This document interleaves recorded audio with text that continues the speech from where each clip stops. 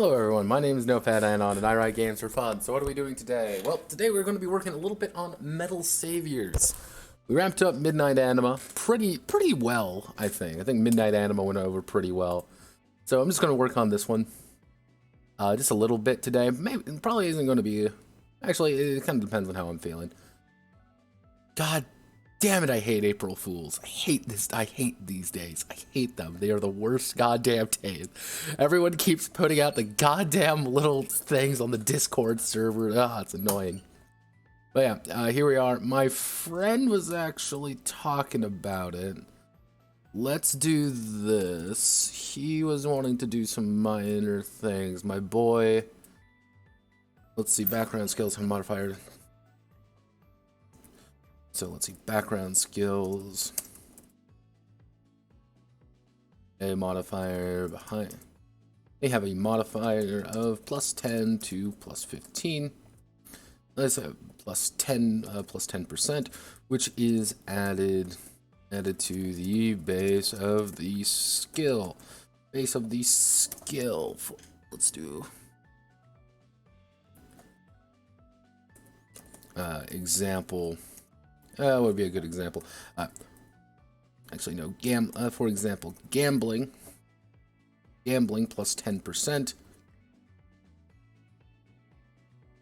would be 45. Would start at 45%. 45%. 35% base plus 10%. Example. Start 45. 35 base. Okay. If a character is given, if a character is given or assigned, given or chooses a skill second time, they will add an additional plus 10% on top of their current value.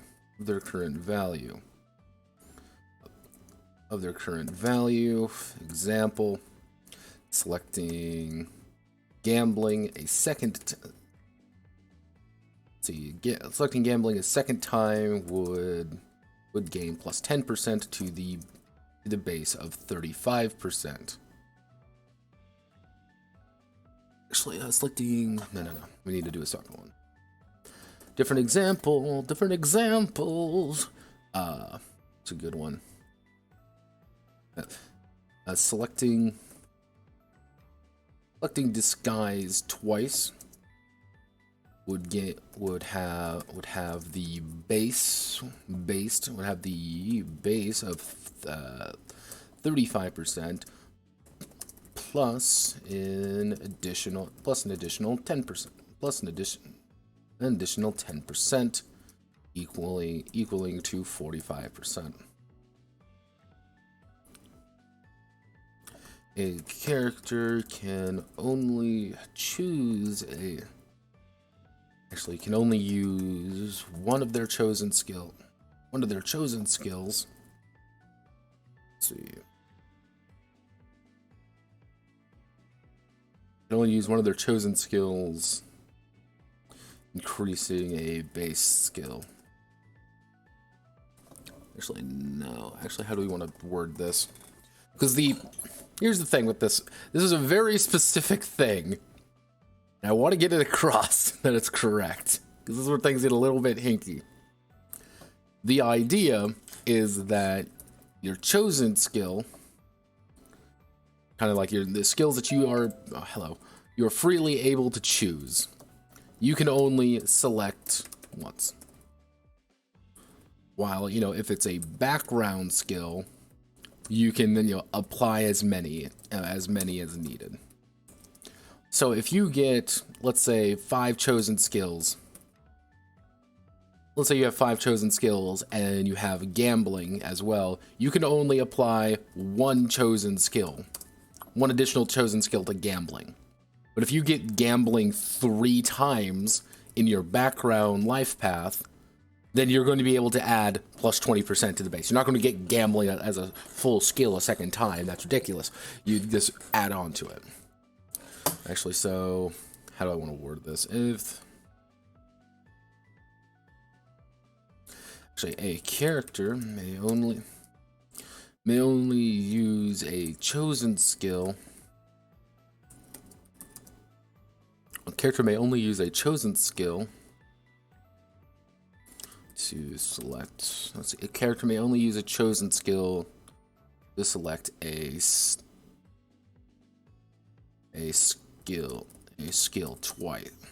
twice. For example, will be another good one. For example, they may use one to select first aid and the initial 50%, and a second chosen skill to increase it by 10%. 10%, but they cannot use it. They cannot use a third skill. They cannot use a third chosen skill on it. If a character were to receive multiples of the same skill through their backgrounds, then they are added together. They are added together. For example, gaining command structure three times in their background. Let's see, gaining command structure 3 times in their background would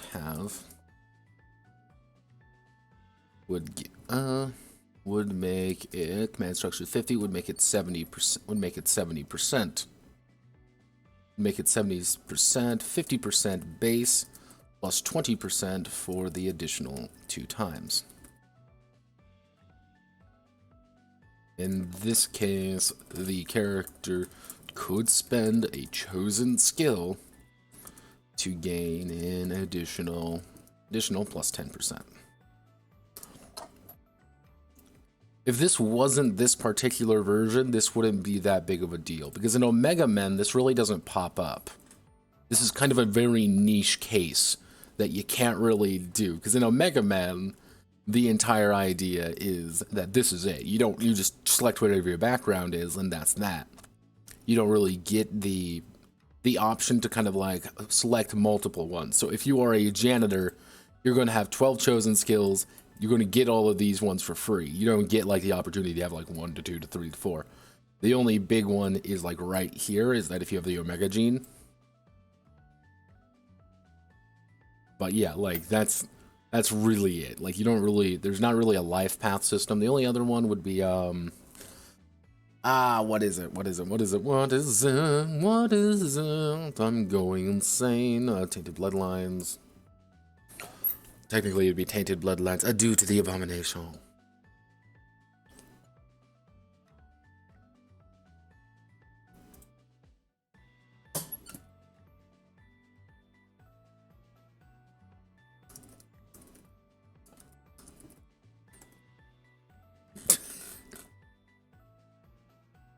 Fuck right, fuck right, the cat girl one.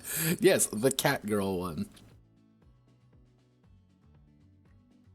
This is like the one that I'm like actually pretty happy with. Like this one, you can technically end up with something kind of weird, but not in the way that would normally occur.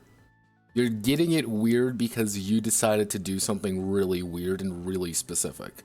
That is how you're gonna get. That's how you're going to run into those situations, but there are also rules in place for those situations. See, if I had, and again, it was one of those things, like if I had infinite money and infinite resources, you damn straight, I would make this into a game immediately. Because I actually quite like Tainted Bloodlines. That's one of my prouder works.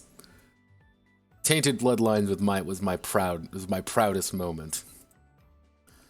Let's see. Where am I looking at? What am I looking at? What am I looking at? What am I looking at? What am I looking at? I need to. This should. Oop, didn't mean to do that. This should be every. I'll probably put these as footnotes.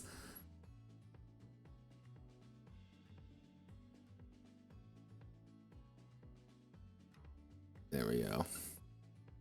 Yeah, we're gonna put these as footnotes, I think. Gonna be a lot of footnotes, but footnotes are fun. We like footnotes. Footnotes save lives.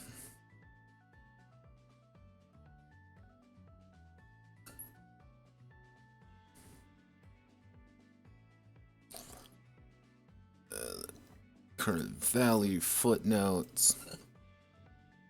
Because this was my big thing back in college. I put footnotes on everything. These were like, that was just the kind of the thing that I did. My teacher fucking hated me because I put footnotes everywhere. I'm like, these are essential things. Like, I need to put my footnotes in.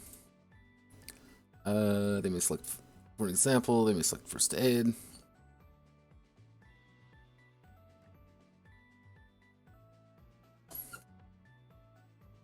I remember one of the stranger moments is that somebody was like, wow, I'm so happy that you use footnotes. This is really cool. I'm like, well, they're just footnotes. Like, guys, you don't understand. You can always use footnotes. For example, gaining command structure. Yeah, okay, maybe these are a few too many footnotes. Maybe there are a few too many footnotes, but we're gonna work with it. What we can do actually is we'll do the skills are broken down into this. Cultural and domestic skills get moved down. Put an image right there. Put an image right there. Weirdly Gucci. See, I like it when things work out properly. Yeah, this is a little bit of a wonky place when it comes to like where all the skills and stuff are located. I might put like a little, I might literally put a piece of artwork right here. Not really artwork, but kind of like an explanation of like, if you select this, you can have this. So that reminds me, let's do, because these were the samples. The sample characters, and the sample characters all turned out relatively good. Like, they did about everything I wanted them to do. My friend's been making sample characters. Let's actually, I'm gonna bring him up, but I can't. Too many footnotes. Usually, like, I use them as, like, I use footnotes mostly as, like, here's an explanation of something that isn't quite like a dedicated side note section, not like a, here's, like, why I did this thing. If it's just, like, this is an example. Or if it's, like, a little thing, I'll put it in as it's, like, just, like, parentheses. But sometimes it's, like, I need it bigger, I need it smaller. Footnotes are, like, I like using them. Let's see.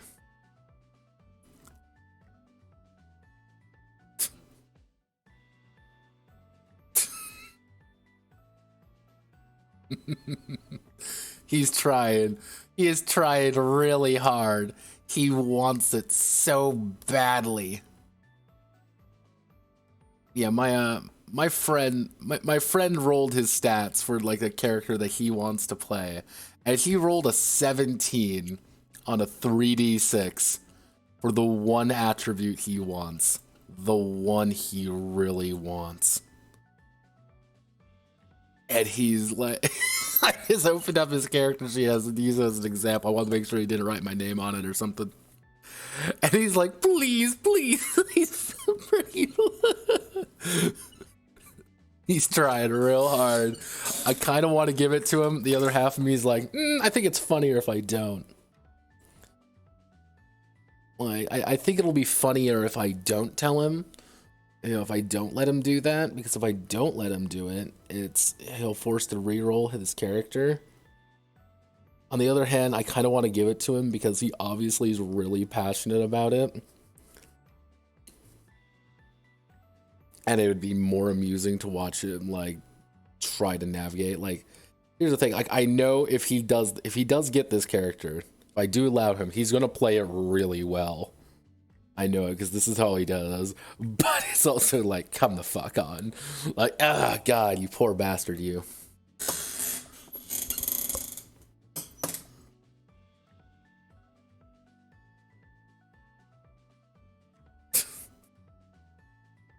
Let's see.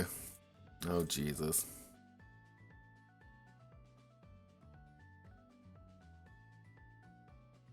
Oh my God. He's trying so hard.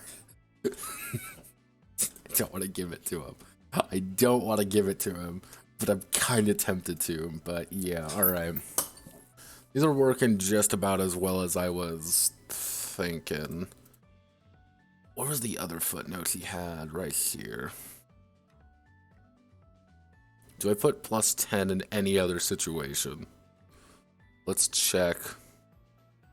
You need to be fixed. I'm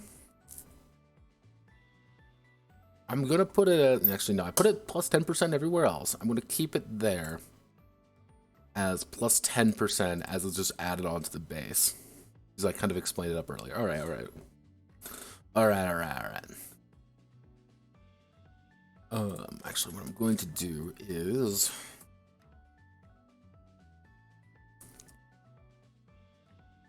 each increase to combat training costs 3 chosen skills. Let's see, quote, moving up to commando requires 6 chosen skills. Yeah, you're investing pretty heavily in investing into commando. You don't get that much for being commando outside 2 additional actions, but like you are the best of the best. And that's what I kind of wanted to do. Like, yeah, you are the best at what you do. Cav pilot license. Yeah, these are, actually I should say, a pilot may gain a new license through spending 2 chosen skills. 2 chosen skills for their own nation's cav units, or 5 chosen skills for any other. There we go. Yeah, it's very much like if you want to learn, if you are an Imperial and you are an Imperial and you have a Dragoon license, to learn how to pilot a Hussar isn't that much more complicated.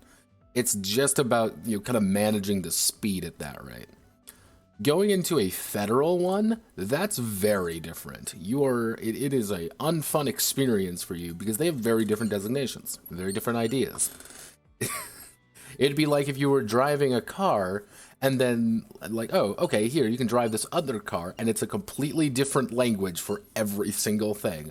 Like, yeah, it's the same idea, but instead of kilometers, it's register everything as miles per hour. It's like, okay, this is slightly different.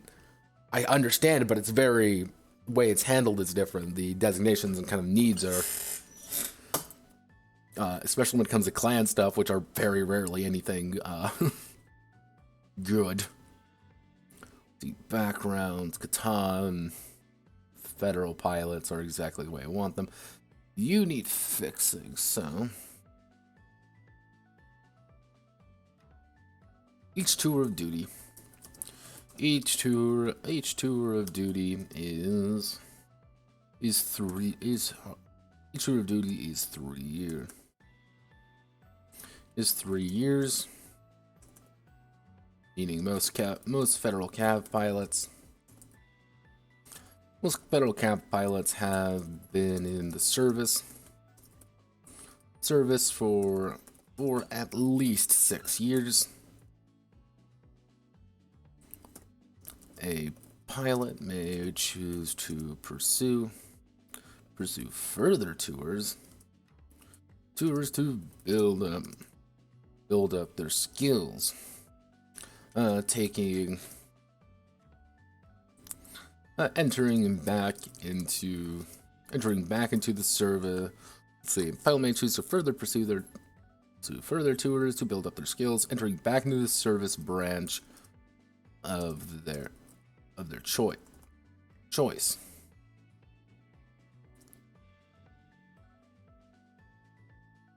Build up their skill. Build up their combination. Their skills. And a new tour is selected. What actually when? Chooses to enter the next tour. When chooses to actually begin the next tour. The pilot will roll 1d6 minus the extra tours. By default, this would be 1. So the first roll, the first roll is 1d6 minus 1.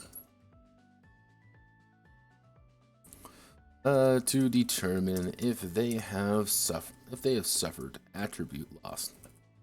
Attribute loss from overwork or exhaustion.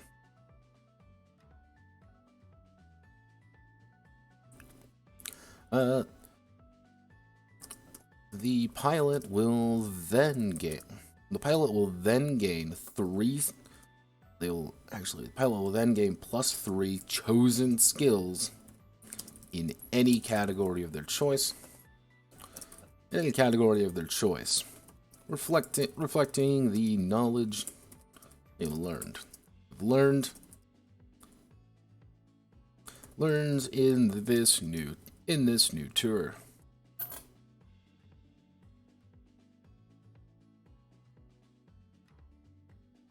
Okay, you go down there.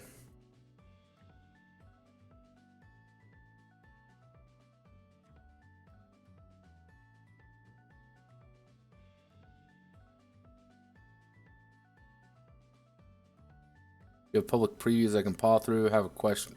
It's mostly I haven't been on a Metal Savior stream before. If you have any questions, feel free to ask. But yeah, give me a second.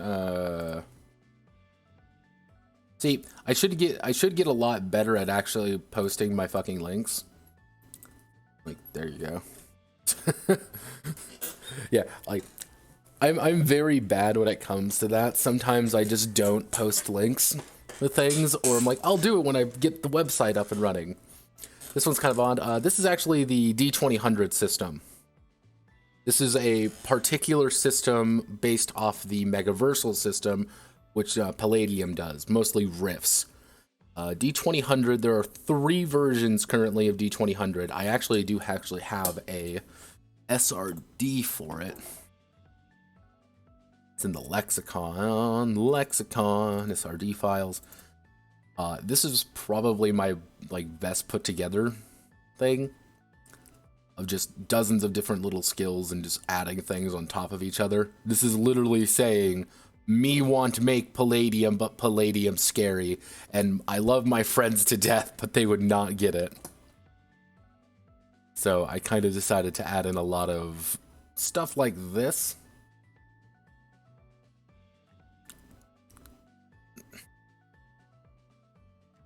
Yeah, no, if you ever have questions, like that, like the big thing I always say is, if you ever have questions, never hesitate to ask. I will answer anything in these streams.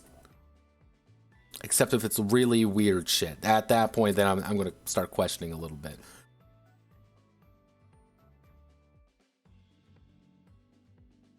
Or 1d6 minus.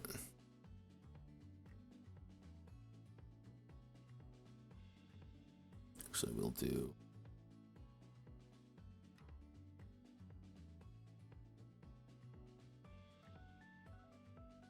Attribute loss can be distributed.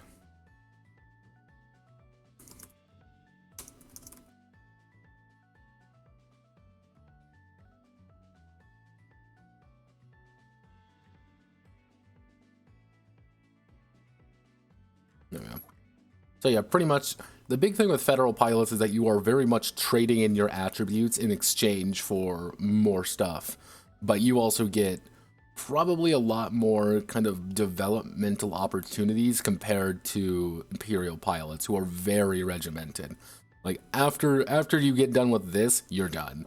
If you want the absolute highest amount of chosen skills, you would be playing a layman in the business or bureaucracy and a field corps. Field corps, Imperial defense. Those would be your two. Like, you don't really get much else. And that is on purpose, because I wanted Imperial pilots to feel stronger initially, like the initial, like, oh yeah, they just get more stuff. However, it's harder for them to develop. Like, you're very much kind of stuck in a very certain way of playing. Well, Federal pilots actually have quite a bit of thing. Yeah, because all of them start with military combat training, and all of them have all of these different things. Because guess what? They're Federal pilots. Clans are a little bit weird because they get things that are entirely. Actually, what I should do. How many of these are like this? They shouldn't be like that. They should be plus 10%. That's what they should be. There we go. Yeah, clans, that's why clans are kind of weird, being like, yeah, here's like what you are. You're a weird clanner. Then we have all the cav designations. Cavs turned out pretty well. I think that'll work pretty solid. Combat is working just about as much as I could hope for. I'm not entirely sold on the MSR rating, but it's important for the kind of the scale what we're working with. Taking damage, assault weapons, kind of distribute it there. I'd go over all the different example types. Let's do that.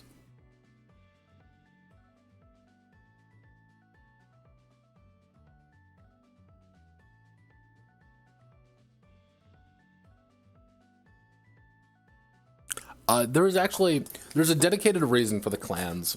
It's pretty much in lore, it's the Federation of Stars and the Imperium of Catan. They hate each other because they've been trying to fight over the remnants of humanity, and it's kind of like what's our future going to be? Clans are literally people who fly on giant colony ships that they've retrofitted into giant cities. Pretty much giant nation-sized colony ships that they call home.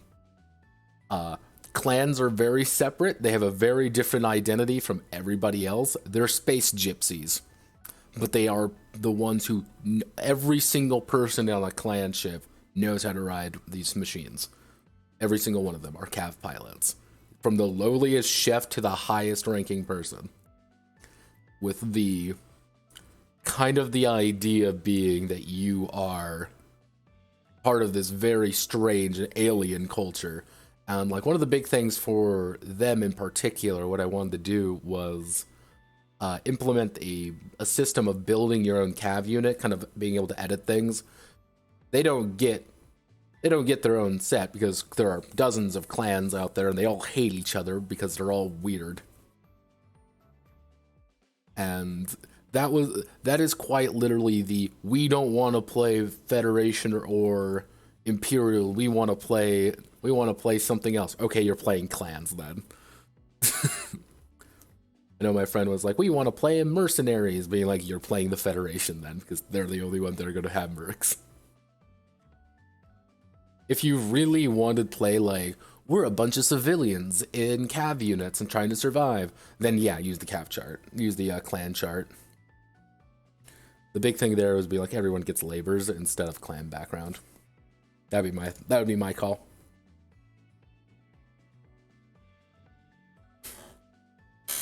If you honest to God want to play a homeworld Cataclysm game where you're a bunch of fucking miners doing your best, go for it. I cannot stop you. Homeworld Cataclysm, but with mechs. I do need to get my hand. I do need to get my hand on the like official Homeworld game when that comes out. I read the preview. I was not really digging the preview. I wasn't in it. I was not in that preview. It, I don't know. Kind of went over how the damage works. We have how cover works, fire teams, missiles, combat operation area. Pretty much, this is something, I don't think I actually went over this particularly. One of the ideas is that if you are moving through a location, you can stop at any point and you can adjust your facing. And if they're shooting you from the front, you can get shot in the front. And pretty much in any limb can get shot except your reactor. If you're at the left, you can only shoot their torso, their head, and any of their left limbs. If they're on the right, their torso, their head, any of their right limbs. But if you're in your back, they can designate damage everywhere except the torso. With one of the core ideas being your torso has usually the heaviest armor, and any damage you take, you usually want to designate it to your torso because that's going to be able to take that damage. Yes, there is actually a released homeworld RPG.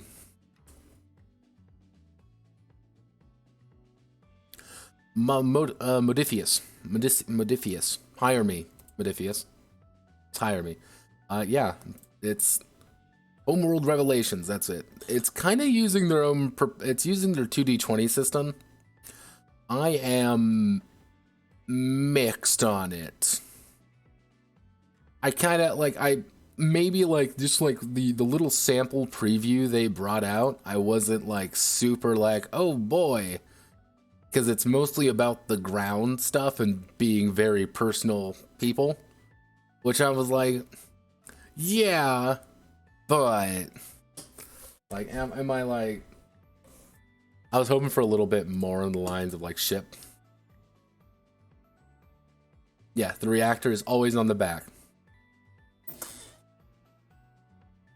It's kind of the idea of if your chest gets destroyed, you're dead. Because that's where you are. These things are only about 5-6 meters tall. They're not actually super huge. They're more bottom size. So if your chest gets caved in, you've been caved in. The reactor's on the back. That's pretty much where your engine is. That's how these things can go 200 kilometers an hour. It's because of that engine on your back. There's a reason that this was also called the Armored Core game out there, because you're about next sizes as well. And you designate the thing is you always designate the damage unless they aim.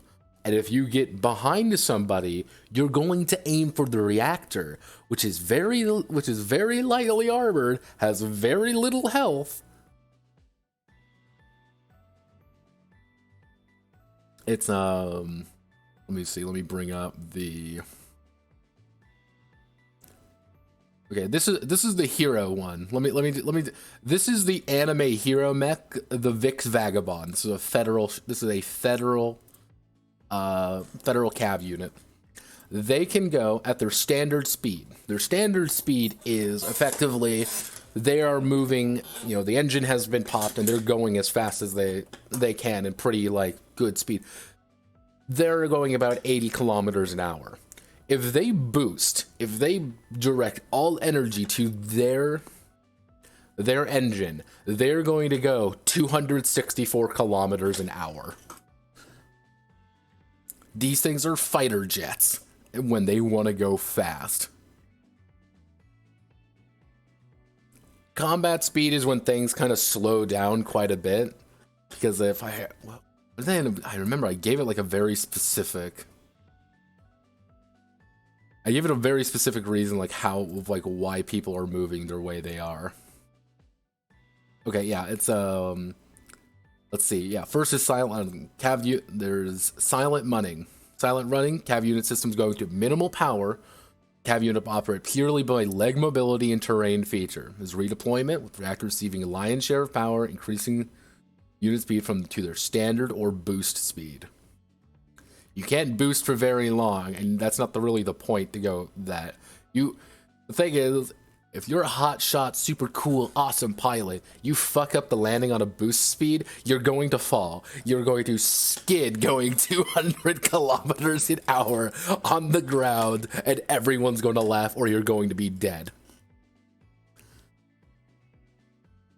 Combat speed is pretty much like the basic, like you're being able to move around, you're kind of dashing around a little bit. Yeah, no, boost speed, like max speed, but mind you, some of these are...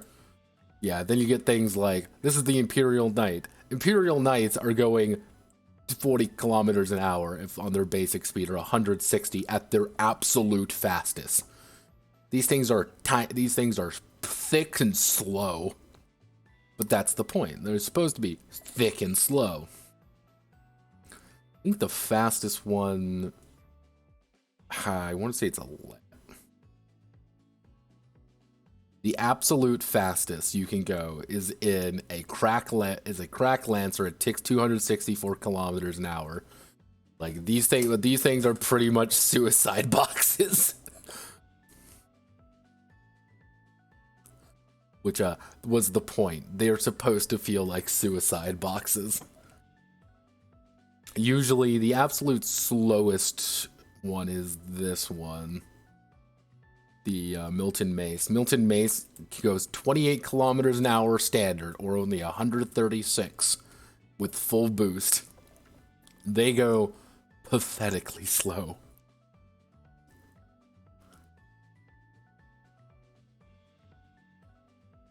But the big thing with usually the big thing with federal cav units are more reliable. They have heavier armor, but they move slower. While Imperial ones are a lot more reliable and actually do things. The Vix Vagabond is, again, the hero mech because they are super fast, super agile, and the hero pilots this. Yeah, thus is like internal engine souped up in all the wrong ways. They can make a 90-degree turn for free. At any time, they can spin around on a dime. Actually, I should say it is Vix Vagabond.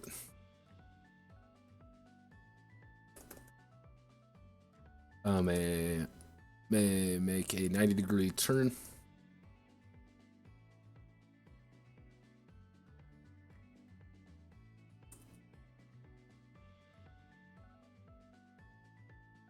Yeah, which is pretty important because you can be moving quickly and then swing around and unload on somebody behind you without taking a movement action.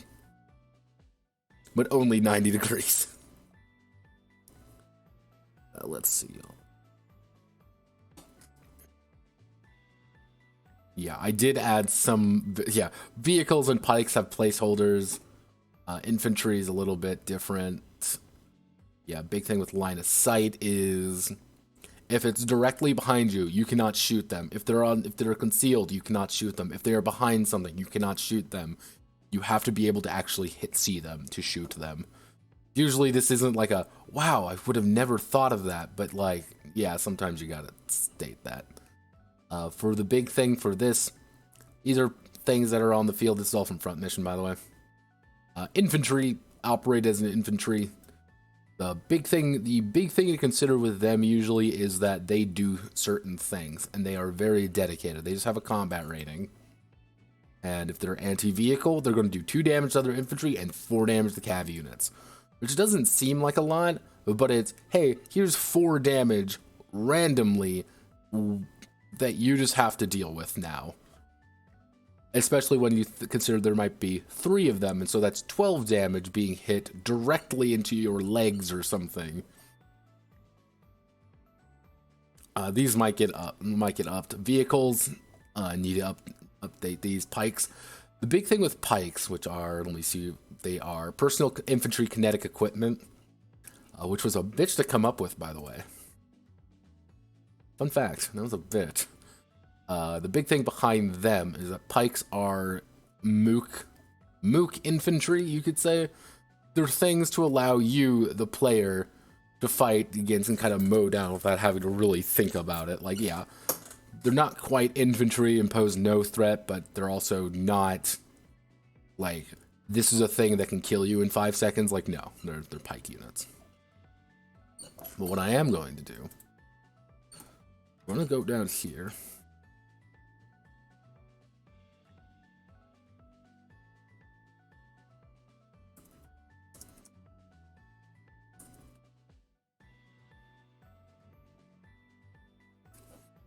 Going down to the armory. Luckily, I don't really have to think too much about that because guess what? I have everything! Yay! Let's see, how do I want to word this, though? Okay. Oh, I'm getting pinged. Who's pinging me?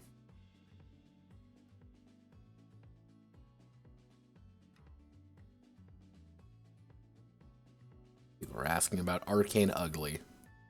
Let's see, what is Arcane Ugly? I was gonna...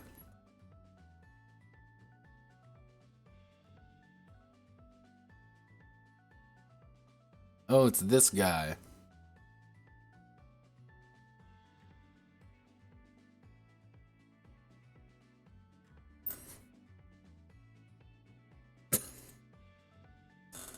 It's the guy who did all his artwork, and I was like, oh, that's cool, and then immediately didn't think about it too much. Let's see. So the armory. Cav unit. Cav units are designed for shock tactics. Shock tactics or for dedicated aided combat missions. Rarely are Cav units given nothing but given nothing in arms. Rarely are Cav given nothing in arms to defend themselves with, and even the most defend themselves with in military engagements. Often, over time, however, equipment has become homogenized between the Federation and the Imperials, simply due to taking arms from one another, and stealing design documents.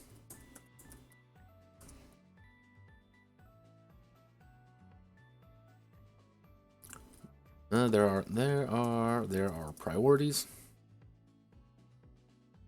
There are priorities in what is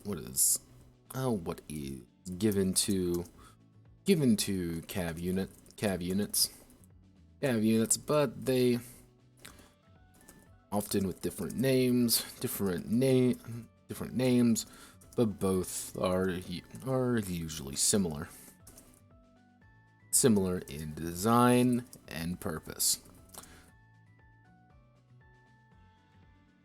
Which is to say, hey, don't question it.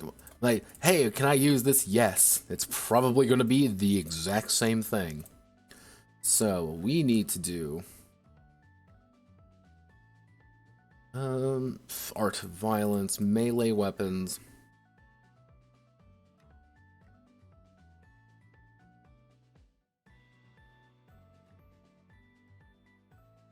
So we can do this, and we're going to select you. We're going to select you. We're going to select, it would be Nutino. All melee weapons are sent damage can do if they strike an opponent. Let's see, melee weapons. Melee weapons are not as common as they were in the first wars, but many still see use for daring Imperials or desperate moments of close quarters combat.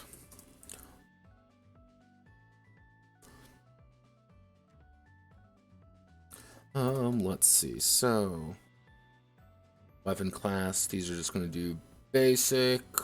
Do I want to bump up the damage?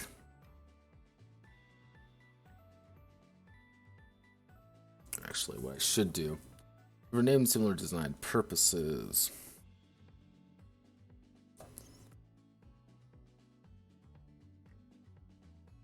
Pros, which are given to cav units, which are different.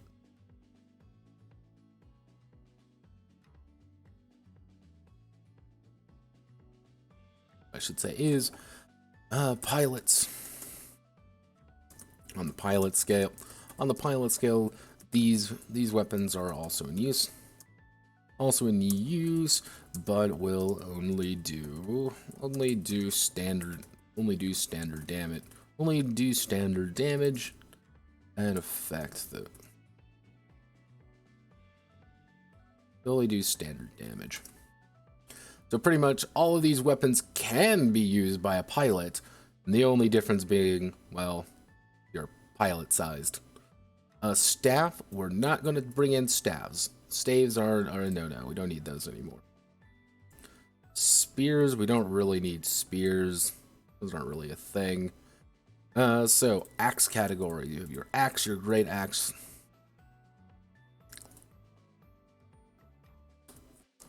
Boarding axe.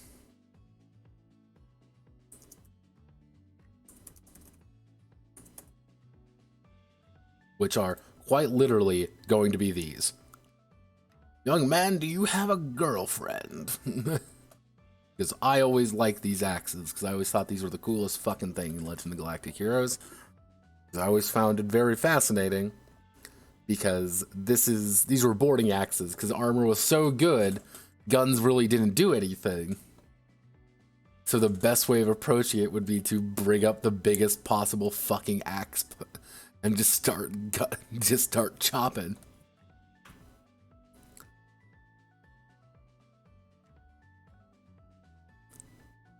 So, basic axe, boarding axe, and a hand axe. These are pretty standard, but I don't think about that too much. Let's see. Based on the influences here, I'm assuming most weapons are mech-sized version of infantry weapons. They can be holstered and tossed aside rather than mount to integrated weapon. It's a little bit of a mix. Oh, fuck you, Yanzu. Fuck you. It is kind of a mix depending on what you do. Specifically the there's literally an Imperial mech that allows you to shoulder mount a weapon. That means you can fire it at any time, but it's integrated onto your person. So you can say, I have a charge rifle on my neck, so I can have an axe and still shoot you with a rifle. When normally I would have to put it away and bring it back out. Normally what happens is that you have 1 or 2 armaments. An armament is a weapon. If you have an armament, that's it. You can't really carry anymore. Most of the heavier cav units have like 2. Smaller cav units might only have 1. So it's kind of you can discard it, but you probably don't want to. Also, hello, Solid. How are you? So let's see. We don't really need the flail. Yeah, sorry, flail's going away. The gauntlet is gonna work. The mace is gonna work. The truncheon, I'm gonna cut the truncheon. I'm gonna cut the truncheon simply because it's not really kind of weird to have as like, the thing is like, and here's the big thing too. As a pilot, are you going to bring out, don't worry, I'm going to bring out my Warhammer. No, not really. Like, it's not really a thing. You can, and if there's ever a time where you do have one, you can use it. But generally speaking, you're going to bring out your gun. This is a cav unit dedicated with a giant fuck-off hammer that can go there and hit you directly in your chest, causing massive fucking damage. Actually, that reminds me, did I change this? Nope. Because I think I changed the skill slightly when it came to weapon proficiencies. Yeah, right here. Ancient melee weapon. That was right. So I really don't have to think about this section because it's pretty fucking obvious what it is.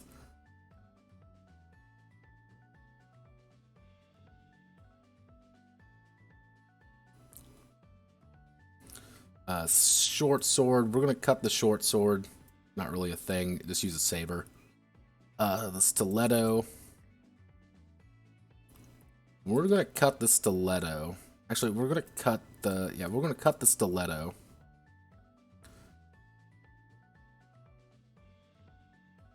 There we go. Yeah, it's a very much more curated set of melee weapons, but that's kind of appropriate. So look, basic armor plus strength damage, while more advanced moves can be sold in future supplements of the D2000 system. Yep. We're not going to deal with it. Actually, what I should do. So a basic. I think this is going to be one of those issues where I,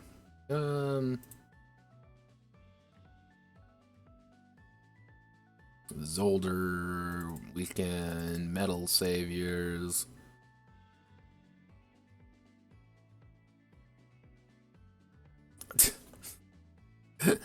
Yeah, the concealable tag again, that's for like person sized. Like, yeah, I can hide this, like I can hide a knife in my my sleeve and no one's really going to be able to find it. It's very simple to hide this thing. But on like a fucking calf size, the fucking thing is the size of a person. Yeah, it's the size of a fucking person. It's like, yeah, have no fear. Let me hide my dagger here real fast. No one will find it. Yeah, physical bonus to physical damage. Yeah, that's fit damage. Bonus. And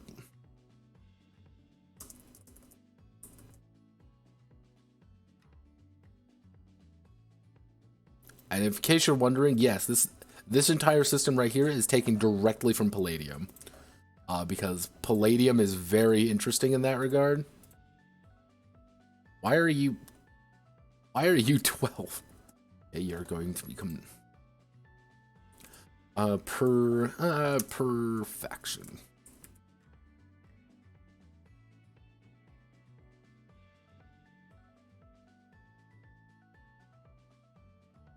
Let's do perfection. Federal cav pilot. Federal cav pilots are off. Federal cav pilots for actually to be Hussar and heavier. Actually, for Dragoon and heavier. Dragoon and heavier cav unit. Cav units prefer axes. Prefer axes and maces as their go-to weapons for close engagements. Instead, focusing heavily on disabling the enemy before unloading charge rifle shots into their chest.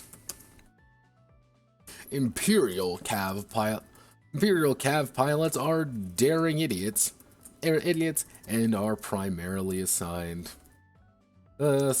sabers.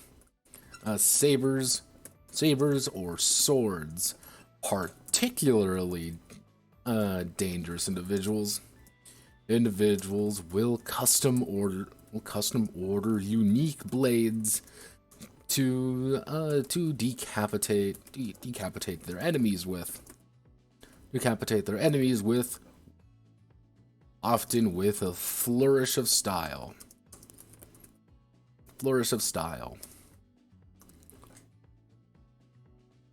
Imp knives have been are a popular war trophy for daring. Actually, no. Actually, having your sword stolen by a federal pilot. Pilot is usually seen as a great dishonor. Dishonor usually resulting in violent extreme reactions. Yeah, but federal pilots don't give a shit. They're going to hit you over the head with their mace. When you're on the ground, they're going to shove the rifle in your chest and pull the trigger repeatedly until you are dead. They do not give a shit.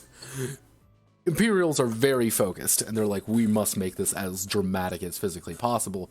One thing I'm going to have to put down is clan cav pilots.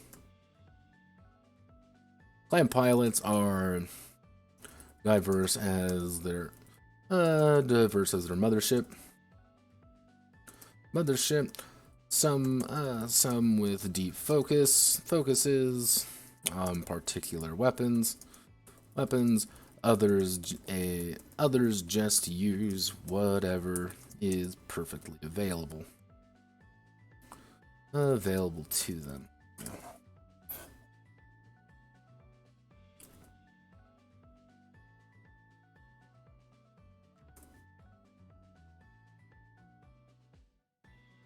But yeah, effectively, Imperial is grandiose but flawed, while the Federation is very direct, with the problem being that they are so direct that it's really easy to guess what they have. When an Imperial pilot rounds the corner in their souped up cav unit, that bitch can bring out his fucking sword and a gun in one hand. He wants to fight you. Like, that's his plan. He wants to, like, just duel you in giant robots. It's like, no, we're not doing this. This is ridiculous. Like, we're not doing it. But they're the ones that you never know what you're going to get. And that kind of, I think the best way to do it is chaos in the ranks is what makes the Imperium really effective. Because every single individual person, every single kind of like commander is assumed to be actually kind of proactive and do what they think is best. Rather than kind of the Federation, like, here is a doctrine. We have doctrines, we have books. You're going to read the damn book and you're going to know it. Because if you don't, you're a fuck up. Fuck ups don't live. Oh my god.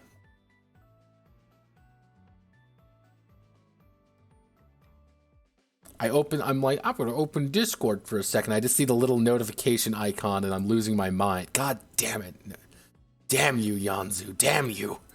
Okay, so let's move on to ancient range weapons. I'm not going to throw this in here unless someone really, really wants it.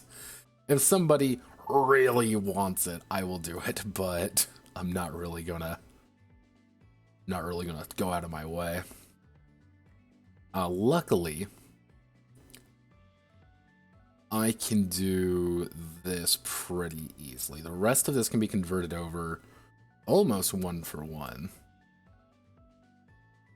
I say almost, there's gonna be some changes. So if you scroll all the way up, so firearms.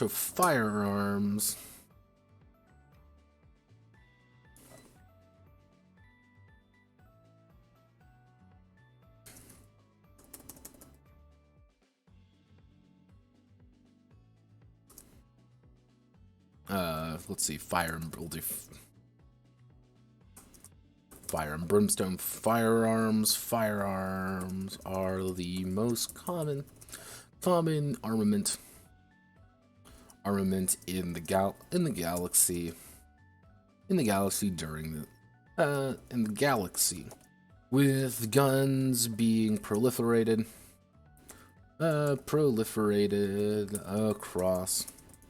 across 1,000 planets.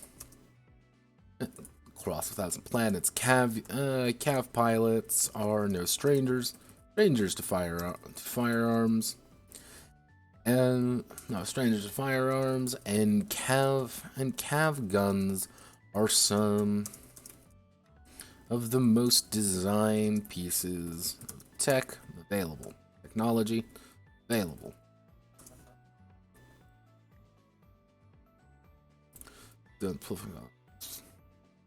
Most cav arms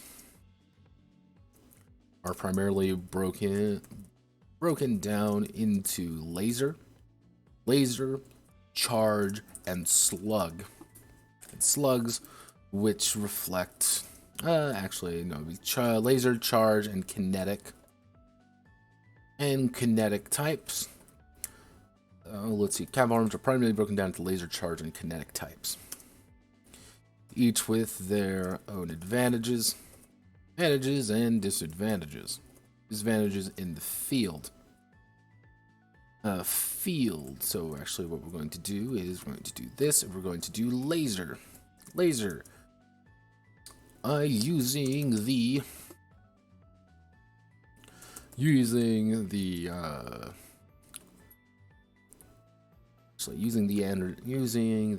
energy of the cav unit's engines. A laser gun. Laser gun is popular.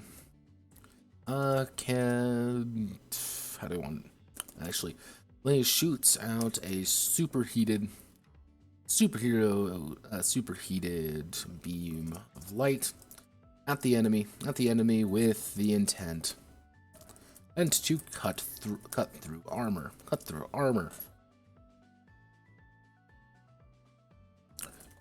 Charge, using sophisticated, what would it be? It would be linear motor device.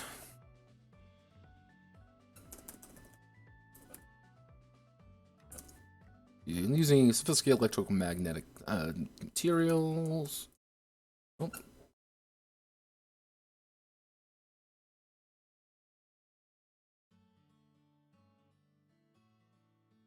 Sophisticated electromagnetic materials, charge guns, shoot out,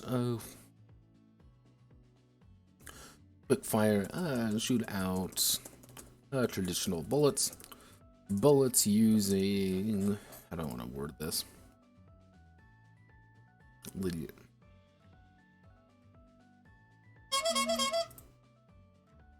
launch.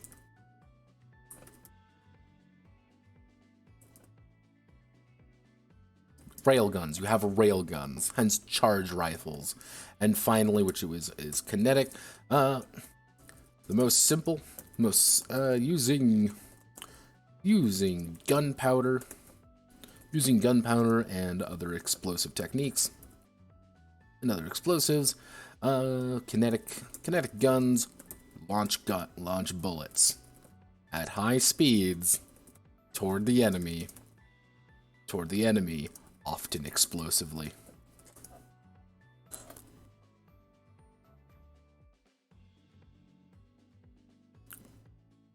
Actually, what I can do, I'm going to put that down there, is pilot size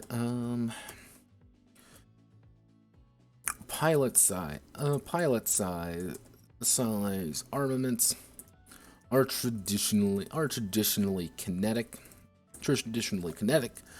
However, small handheld and expensive laser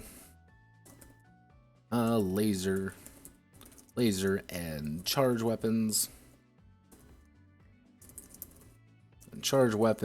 have begun circulating.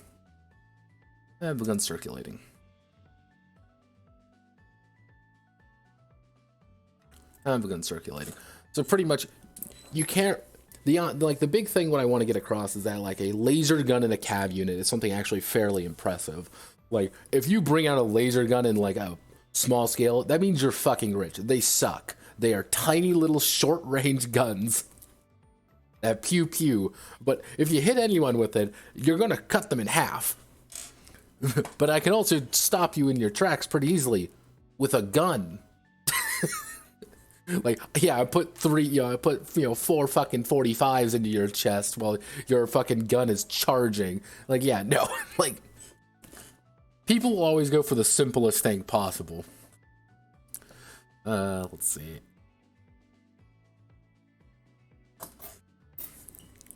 So.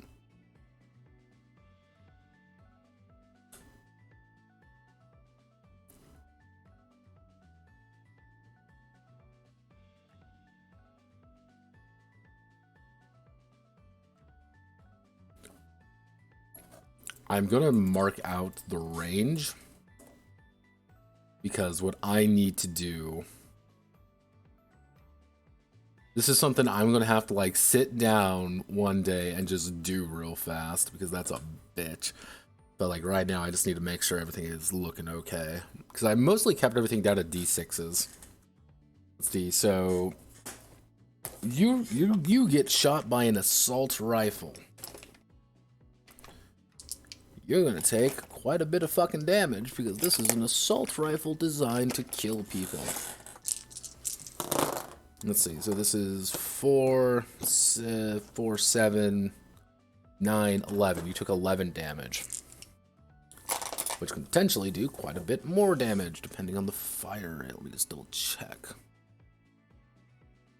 Let's see, anti-vehicle. That's gonna need to get changed. Just like, right now, the salsa rule, yes, that is always important. Shotgun. Gory is important. Most of these can be transferred over pretty easily. Execution strike. Execution strike, on the other hand, what I'm gonna do.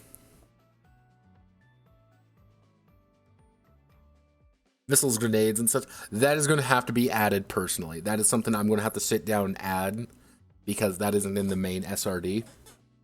I'm gonna add that in. Like, this is just like what is here, what is available. I can just add really easily. That's very simple. Let's see. Anytime character is knocked over and cannot defend themselves, and spend an action to execute the enemy. You do kind of within point blank range or a melee weapon. If a character has action to defend themselves, a cav unit may also be executed. May also be executed with a full attack against them. Without needing to roll, but instead of being immediately killed, they simply take full damage. Damage. Yeah, there we go. Nice and easy. So pretty much, if you get knocked over, what's gonna happen if you get knocked over? They're gonna zoom over to you, shove the rifle in your chest, and unload on you. It should be full attacking without needing to roll, but the attacker will distribute damage. They're going to zoom right over to you, and they're just going to unload on your chest, or they're going to blow your head off. Which, if your head goes away, you're locked in. You can't move effectively because you're blind, unless you literally pop open the cockpit and look out. But at that point, you just get grabbed and they crush your spine and you die. So it's kind of over. Like, if you're knocked on your ass, you ride over, you then execute them. Just shoot them in the head. This needs to be changed pretty big. Multiple targets and you.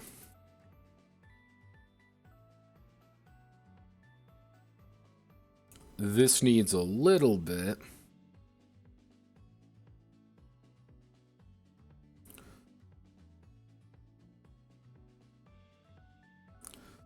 Let's see. Carbine can actually, I'm going to keep the carbine, and some of these, what I'm going to have to do is I'm going to have to put in. Wait, do I need a coach? I don't need a coach gun. Why do I have a coach gun? Go away, coach gun. No one likes you. Delete. Pump shotgun, sawed-off shotgun, shotgun pistol. We don't really need a shotgun pistol anyway. Shotgun pistol is like... This is why you cradle the anti-material rifle in your lap at all time. Like, yeah. And, like, that's one thing I kind of want to kind of consider as well. Is, like, if you were a pilot and you go down and, like, someone pops out and it's like, haha, we're like, a group of infantry is approaching. Kick open your fucking hatch and start unloading with a fucking rifle at your side. You can have a rifle in there with you. That's fine. You can bring out the handgun and start shooting. That's fine. That I expect that from you. So let's see. Fire rate.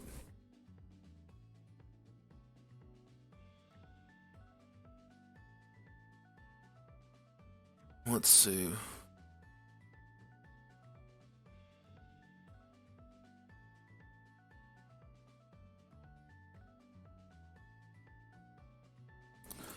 I need to check something. I need to do fire rate.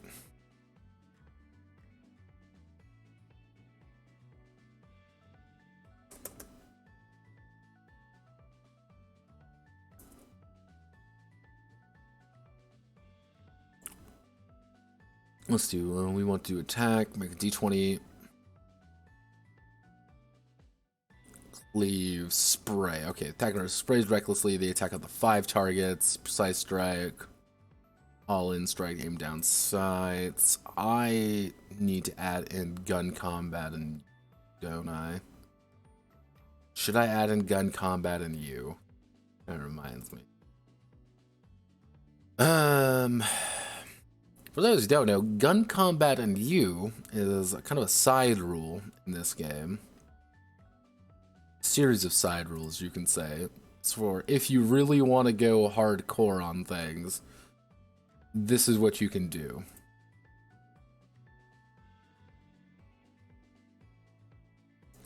Do I really want to add these, or do I just kind of want to... How do I want to do this? Because there's 2 ways of doing this. Either you add in this section, which is like a little bit, like a little bit more detailed. Like, here's a controlled burst, here's full auto, here's burst, or you just keep it here.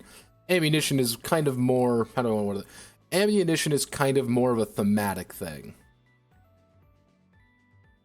Actually, I can probably cut you. Like, with ammunition being more thematic, be like, yeah, your pump shot, like your sawed-off shotgun has an magazine capacity of 2. You fire off the thing twice, it's done. Like, you go bang bang and it's gone. Like, you can't shoot the sawed-off shotgun a 3rd time. With that kind of being the idea, it's, I don't know how I want to do that. I don't know. I am going. That's something I can fuck. Okay, but yeah, it's good that we're at least getting the basic information here. That's like the big thing, I think, at the end of the day, is that you're getting the basic information.